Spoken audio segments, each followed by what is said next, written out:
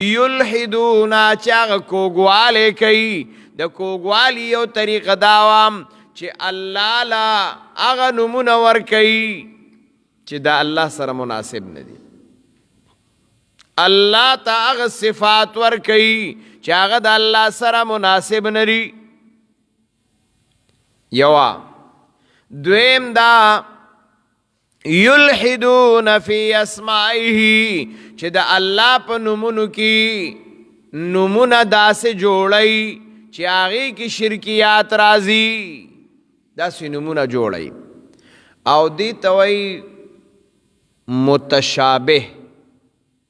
متشابہ دی توئی یو کس یو کتاب لکلے رے توحید اور شرک کی حقیقت نو میں ډیر خره دی کتاب خودن نے پکی یو عجیبه خبره کړی دا وی ګورا الله اوریدون کې دی نو مخلوق ما اوریدون کې دی وی دا وی چې صفات داسې او صفات هغه سي الله ما اوریدون کې سمیع دی او مخلوق کې سمیع شتا الله بصیر دی لیدون کې دی نو مخلوق کې بصیر شتا اللہ چھ دے نو آغا مثال دا ویون کے رے نو مخلوق کی ویون کشتا دا ٹول نو ایداغو صفات گورا پا مخلوق کشتا تشابہ راوستی دا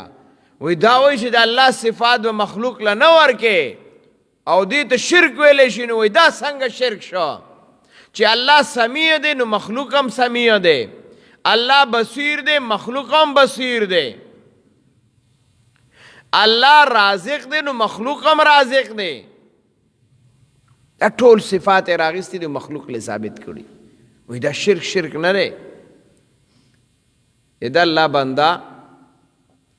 تمہارا غلط تصور دا صفات دا اللہ دا مکوا دلتا علماء لکی چی دا اللہ دا بصیر صفت مخلوق لپاق انداز بانے نشی ورکو لیکم انداز بانے چی دا اللہ دے ماو تا پر اسباب لی دل کو او اللہ بے اسباب لی دل کئی نو دا سنگ یو کے دیش ماو تا پر اسباب اوری دل کو ما تحت الاسباب او دا اللہ ذات دا اسبابنا لا پروا دے ما تحت الاسباب کار دا اللہ نا دے ما فوق الاسباب دے او دا غی سر دا لگو الفاظ ما یلیق بشانی ہی سنگ چی دا اللہ دا شان سر مناسب دا نو تب دا بیا سنگوے دا خو تشابہ تلاڑی چی اللہ رب العزت قرآن کی فرمائی کنا ید اللہ فوق ایدیہم دا بیا زاننا علمی خبرہ دا خو صرف وضاحت کم دا دی ید اللہ فوق ایدیہم شپگشتم سپارہ کہ اللہ فرمائی سور فتح کی چی لاس دا اللہ دا لاس دا پاس دا دی دے نتبسکے لاس دا اللہ بتسنگ بیاد آگے تصور کے دارنگی یوم یکشف عن ساق کلچ اللہ دا خپیو دا پندائینا کپڑا لری کی ماوتا چی سنگ لری کو مثال نو دا اللہ دا پارا دا سے انداز بانے تا سنگ بیا قرآن خدا ویلی دیتا وی متشابہات دلتا بوی ما یلیق بشانی ہی سنگ چی دا اللہ دا شان سر مناسب دا دا آغا دا پارا با لاس ویخو لاکا یدینا زمان دا لاس خونتا لاس ندے دا آغا دا پارا لیدل دی لاکا زمان لیدل پشان ندا لاکا سمعنا و لاکا بصرنا زمان دا لیدل پشان لیدل دا اللہ نری زمان دا اوریدل پشان اوریدل دا اللہ نری بلکہ دا آغا دا شان سر سنگ مناسب دا آغا سے دا ثم استوا علی العرش اللہ پا عرش بانی استوا اکڑا نو لا کا استوائینا ماو تام پزمک استوا کردی دا خو زمانگ استاسو استوا او دا اللہ استوا دیر فرق دے پاگئی کی دا د الله د شان سره چې څنګه مناسبه ده. امام مالک رحمت الله علیه د داسې صفاتو د الله باره کې هغه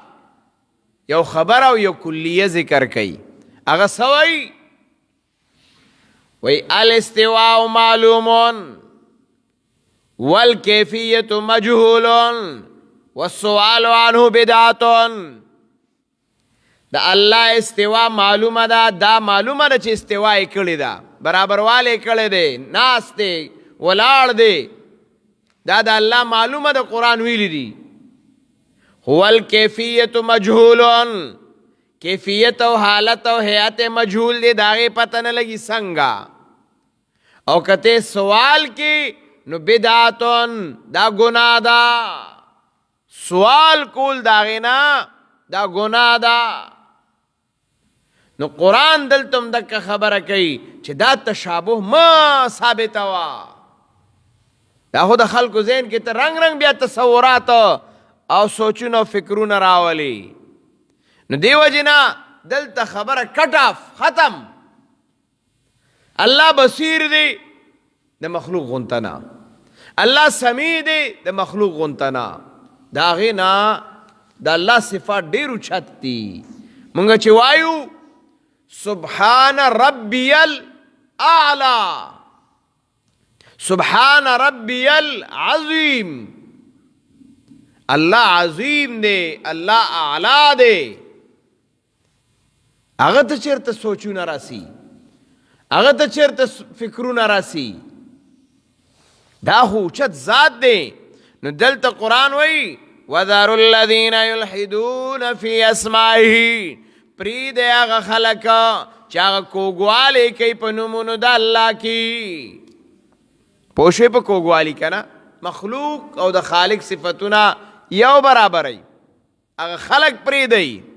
وذروا الذین یلحدون فی اسمائه، پرید هغه خلک چې هغه کوږوالی کوي په نومونو د الله کې.